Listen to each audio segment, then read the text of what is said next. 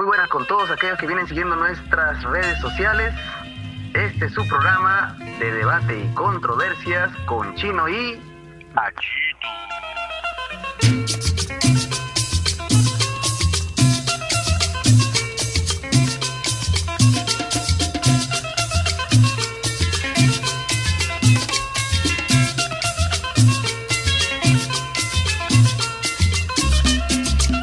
Muy buenas noches, este es su programa de debate y controversias con Chino y Cachito. ¿Cómo estamos, Cachis? Seguimos con los temas culturales en este momento histórico, político, digamos. Queremos hablar del gobierno de Juan Velasco Alvarado, el general de los pobres, que lideró el gobierno llamado revolucionario de las Fuerzas Armadas, que duró de 1968 a 1975. Pero antes de entrar al tema, queremos hacer un poquito el contexto. ¿Qué pasaba? ¿Qué pasaba en la década del 60 en el Perú antes de que el 3 de octubre Juan Velasco Alvarado diera un golpe de Estado al presidente Fernando Belaúnde? ¿Qué pasaba, Cachito? Cuéntanos, tú eres un lector voraz de la historia del Perú. Wow, voraz. Mío. El nuevo grupo, la agrupación política que se presentaba como más atractiva para la población era Acción Popular, que en ese entonces estaba liderado por Fernando Belaúnde. Este arquitecto de la Universidad Nacional de Ingeniería. Sí, arquitecto Uni. Hay que también ver el contexto de la época, ¿no? Hoy en día, las propuestas de estos candidatos sonarían quizás anacrónicas, ¿no? Pero es lo que en ese entonces los políticos creían, ¿no? Había una necesidad, por ejemplo, de reforma agraria, porque existían los terratenientes y había ya una necesidad histórica, un pedido ya de la población, un pedido de las masas de solucionar el problema del indio, ¿no? El problema de los gamonales. Cachito, había ya levantamientos del movimiento indígena muy fuertes. Ya, incluso ya los militares habían aplastado ya mediante bombas y balazos los movimientos rebeldes. No te olvides también, Chinito, que estaba en boga la Revolución Cubana. Ya el año 59 estamos hablando y está en pleno auge. 62, entonces, esto de las grandes revoluciones está aprendiendo. Blanco, la Convención Hilares. Javier Heró. Los indígenas tomando los campesinos tomando las tierras con sus propias manos. O sea, ya la Javier Heró es la guerrilla. Claro, la situación ya se estaba saliendo de las manos para el gobierno. Y ya prácticamente todos los movimientos políticos ya planteaban la reforma agraria. O sea, de una u otra forma, todos estaban planteando cómo aplicarla. Algunos de una manera más directa. En un extremo los guerrilleros, los mismos campesinos. El mismo APRA. El APRA también lo estaba planteando. Los movimientos políticos oficiales, etcétera, ¿no? Incluso el mismo Belaúnde había ofrecido darle solución a la reforma agraria, pero de una manera, digamos, él planteaba ordenada, decía él, porque eso es lo que decía su propaganda.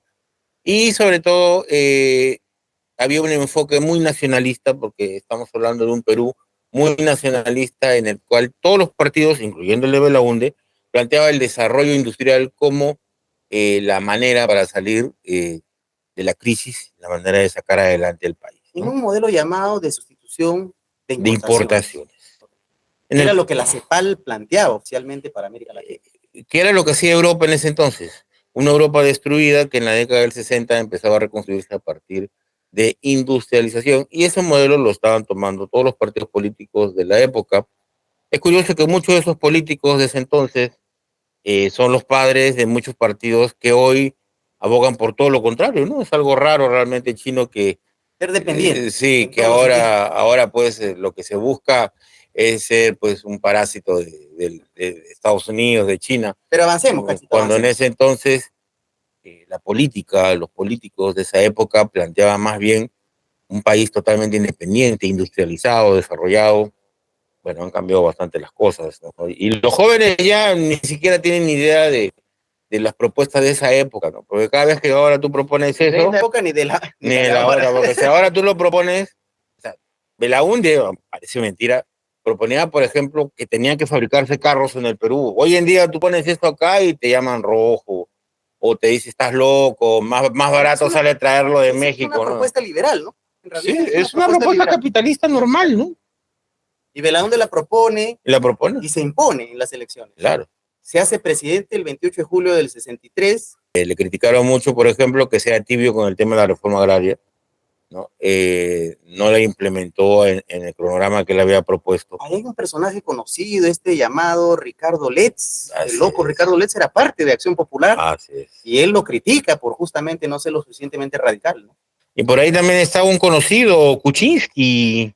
Era tu ministro de Energía y Minas. Sí, en ese entonces participaba en la política de Acción Popular y Kuczynski era un entregado totalmente al imperialismo yanqui. Era un topo. Pues, sí, era un topo de los gringos. Y ahí también vino uno de los grandes problemas que tuvo el AUNTE, que fue el tema de la entrega de los recursos nacionales del petróleo, ¿no? En este caso, el laudo de la Brea y Pariñas, ¿no? Entonces, todo eso generó una opinión pública muy contraria al gobierno de Belaúnde en una ola nacionalista peruana, ¿no? Digamos, él se pintaba como un patriota, como un nacionalista, generar un malestar en la ciudadanía, en la población. Y también en las Fuerzas Armadas, que en ese entonces ya estaban muy imbuidas de ese nacionalismo. No sé, que es una época, es una década, el 60, en el cual casi todas las Fuerzas Armadas a nivel mundial estaban metidas en un nacionalismo en el cual o las cosas se hacían o ellos mismos tomaban la rienda.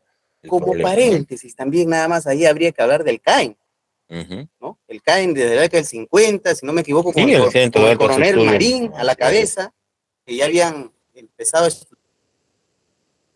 grandes, también general Edgardo Mercado Jarrín, un excelente militar, un ideólogo prácticamente del ejército, toda una luz, uno de los grandes generales, muy inteligente, ha publicado muchos libros, yo lo leo bastante a Mercado Jarrín.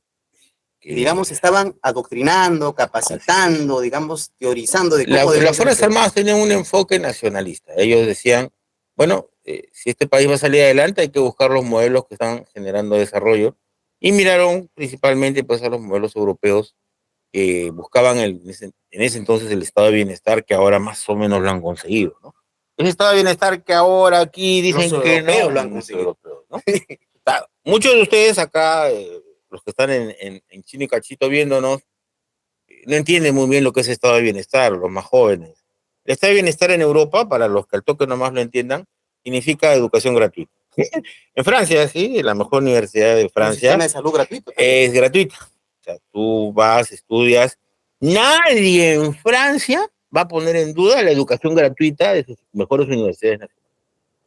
Hay que pagar una cosa, es una cosa mínima, fracciones. He tenido primas que han estudiado por 30 o 40 euros al mes. Si tienes capacidad, el Estado te va a subvencionar. Igual, la salud, la diversión, todo eso busca el Estado darle a los trabajadores, darle a la gente común, para que se genere este estado de bienestar. O sea, se garantiza un montón de necesidades básicas y nadie en Europa lo discute. O sea, ahí no hay que... ¿Cómo es posible que vas a que tiene que ser gratis? Cachito, en cambio, en el Perú, si tú quieres atenderte en la posta médica, tienes que pagar. Y si no pagas, te mueres, ¿no? Y si no puedes pagar un colegio, pues te vuelves bruto, pues. Entonces... no existe el espacio público, acá no hay esa conciencia de la ciudadanía. Ese enfoque tenía la Fuerza Armada, ya, se miraban, pues... En la década del 60. A la década del 60... el país que estaba armando en ese entonces, por ejemplo, De Gaulle en Francia, ¿no? La reconstrucción que estaban haciendo de la Alemania después de la guerra, de la Italia, ¿no? Digamos, Velasco se hace oficial en ese contexto dentro de las Fuerzas Armadas, en esa uno de los hombres fuertes, ¿no? Esa era la línea de la Fuerza Armada, una línea patriota, una línea nacionalista, en el cual lo más importante era desarrollar el Perú. Y toman la decisión de dar golpe militar. Con el tema del laudo de Brea y Pariñas, sí se da la decisión cuando ya pues se volvió insostenible el entreguismo completo del gobierno de Belaúnde hacia el imperialismo norteamericano. Fue todo un tema, fue un engaño total. La pérdida de la página 11, sí, sí, eran los beneficios que recibía el Perú. En el cual se entregaba a perpetuidad el terreno de estas petroleras en Piura y en Tumbes a los norteamericanos. Y Kuczynski fue un hombre clave ahí. Sí, él era uno de los funcionarios que era pues el intermediario, era el hombre de Estados Unidos. La International Petroleum, la famosa IPC. Entonces, era un país convulsionado por una ola nacionalista, con un enfoque económico que ahora más se ve en Europa, En ese entonces, imaginar, por ejemplo, que algún político vaya a decir que vamos a traer todo de Estados Unidos o de Europa, le pegaban, ya le pegaban. Así, o sea, o que la gente se muera de hambre, si no tiene para pagar que se muera, ese tipo de pensamiento era imposible en ese entonces, ¿no? Hoy nos hemos vuelto pues una desgracia, ¿no? Pero la ola nacionalista de ese entonces es lo que, digamos, le da el marco para lo que sería el golpe de Estado de Velasco, y no solo Velasco, porque era todo un grupo de militares que estaban totalmente organizados, que tenían una idea bien clara de lo que querían en el Perú. Pero todavía a nivel de los medios de comunicación, Velasco sigue siendo el cuco. Entonces, para alguien que habla de Velasco... Ahora, ¿por qué es el cuco? Con una razón muy sencilla por parte de la prensa mermelera. Bastantes de los empresarios de medios de comunicación fueron excomunales. Entonces, mucho de ese dinero que ellos recibieron del Estado pasaron a inversiones en los medios de comunicación. Porque Panamericana, todos ellos también tenían muchos intereses en los comunales y en los terrenos. Entonces, ¿qué pasó? Que está justificado su temor. Yo creo que está justificado el tratar siempre de que la juventud peruana nunca entienda el proceso de lo que pasó en el gobierno de la Fuerza Armada del 68. Porque tienen miedo de que bueno, en un momento vuelva a ser estudiado y vuelva a ser replanteado. Y es lo que ahora, por ejemplo, es la ola nacionalista que está pasando en Oriente Medio y en Asia. O sea, es una ola nacionalista en el cual está rompiendo la globalización y acá todavía pues la gente sigue pensando en que si no tienes plata te mueres. O sea, eso ya no existe en la mitad del mundo para allá, créanme que ya no hay, ya más bien están hablando nuevamente de un estado de bienestar en el cual se beneficie a toda la gente y que el Estado tiene que proteger al hombre, ¿no? Al ser humano, a la mujer, al niño. Bueno, y la tendencia en América Latina, bueno, en el Perú, para hablar del Perú, va a ser esa, ¿no? Probablemente en las próximas elecciones, es que llega la señora Boluarte, la usurpadora, el 2026. Por ejemplo, algo rápido, Chino, hay una guerra ahorita entre Ucrania y Rusia, ¿cierto? Ya está. Los intereses de Alemania se vieron vulnerados por los intereses de Rusia. Alemania no le torció la mano inmediatamente nacionalizar, sin asco, en tiempo récord, todos los intereses rusos en Alemania. Y nadie les llamó... Y nadie le llamó comunistas, rojos, terrucos, trasnochados. Serronistas, no. Entonces, es porque simplemente los alemanes la tienen muy clara. Si los intereses nacionales no se respetan, entonces primero se impone el Estado sobre cualquier interés extranjero. Hay una nación que se protege a ella misma. Acá en el Perú, los gobernantes son... No, acá yo hasta podría atreverme a decir a todos que seguimos siendo los mismos indios de las haciendas de esa época. O sea, a la cual le podías pegar, que si se moría no te importaba, que le agarrabas al látigo cuando era necesario, así como ahora se mete lacrimógena, se mata a 60 personas y no pasa nada. Muy bien. ¿No? Y eso, en la época de Velasco, era simplemente impensable.